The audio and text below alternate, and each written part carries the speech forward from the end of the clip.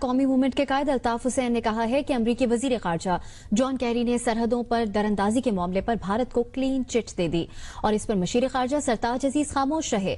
اگر اس طرح غلام بن کر رہنا ہے تو بہتر ہے پاکستان کو نیلام کر دیا جائے۔ جیو نیوز سے ٹیلی فونک گفتگو کرتے ہوئے متحدہ قومی موومنٹ کے قائد الطاف حسین نے کہا کہ جان کیری نے دورہ بھارت میں اربوں ڈالرز کے لین دین کے معاہدے کیے، لیکن پاکستان آئے تو صرف 25 کروڑ ڈالر کی امداد دی، جو اونٹ کے منہ میں زیرے کے برابر ہے۔ انڈیا کے دورے میں انہوں نے جو اعلانات کیے، اربوں روپے کی لین دین کا معاملہ طے کیا، اور پاکستان جب وہ آئے تو پاکستان کو صرف 25 کروڑ روپے کی اونٹ کے منہ میں زیرہ دینے کے مترادف امداد دی۔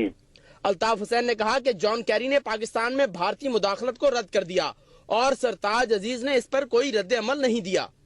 ہمارے سرتاج عزیز صاحب وہ کیا کرتے، یہ معاملہ عزت وقار ملک کی سلامتی کا ہے۔ غلام ملک میں رہنے سے فائدہ کیا؟ اگر غلام بن کے رہنا ہے تو اس سے تو بہتر ہے کہ پاکستان کو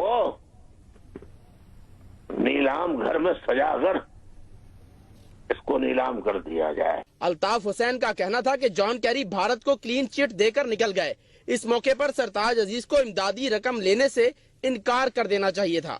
اور کس طرح ہندوستان، کس طرح افغانستان میں پاکستان مخالف قوتوں کی مدد کر رہا ہے اور پیسہ فراہم کر رہا ہے، لیکن صاحب جواب دے کے وہ تو نکل لیے، لیکن ہمارے حکمرانوں کو بھی شاباش کہ وہ یہ سب کچھ سنتے رہے اور کوئی مضبوط لائے عمل صاف کہہ دینا چاہیے تھا انہیں۔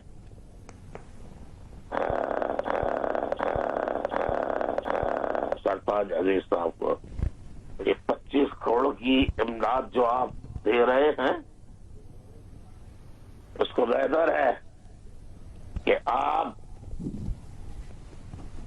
اپنی سالگرہ منانے پر امریکہ اپنی یوم آزادی جب ہو تو اس میں لگا دے، یا جہاں کہیں اور دینا ہے وہ دے دے، لیکن ایسا نہیں کیا۔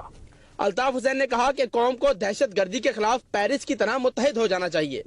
پیرس کی طرح متحد ہو کر پورا کوئی ایسا جلوس، ایسا مظاہرہ کرنا چاہیے کہ ہمیں کوئی مدد نہیں چاہیے، ہم جان دے دیں گے، لیکن غلام بن کر یا انڈیا کے سب آرڈینیٹ بن کر ہم اس بر صغیر میں نہیں رہیں گے۔ الطاف حسین کا کہنا تھا کہ فرانس نے جس طرح دہشت گردی کے خلاف مظاہرہ کیا، آرمی پبلک اسکول میں ہونے والی دہشت گردی پر پاکستانی قوم نے اس طرح کے اتحاد کا مظاہرہ نہیں کیا۔ قوم کو جس طرح متحد ہونا چاہیے تھا وہ نہیں ہوئی، اس کا بہت افسوس ہے۔ یا اللہ پاکستان پر رحم فرما، پاکستان کے لوگوں کو عقل سلیم عطا فرما، اپنے پرایوں کی تمیز عطا فرما۔ متحدہ کے قائد نے جماعت اسلامی کو بھی کڑی تنقید کا نشانہ بنایا۔ میں پاکستان کے عوام اور حکام بالا سے پرزور اپیل کرتا ہوں، ملک کو بچانا ہے تو اس جماعت پر فوری پابندی لگائی جائے اور فوجیوں کو مغلظات بکنے والی جماعت کے رہنماؤں کو فی الفور گرفتار کیا جائے اور امریکہ سے بھرپور احتجاج کا حکومت کوئی بندوبست کرے کہ ہم دکھا سکیں ہم یونائٹڈ ہیں۔ آؤ مارو 20 کروڑ عوام کو، بھارت کی دھمکی ہم کو مت دو۔ اس کے لیے حکومت کو اقدام ٹھوس کوئی اٹھانا چاہیے۔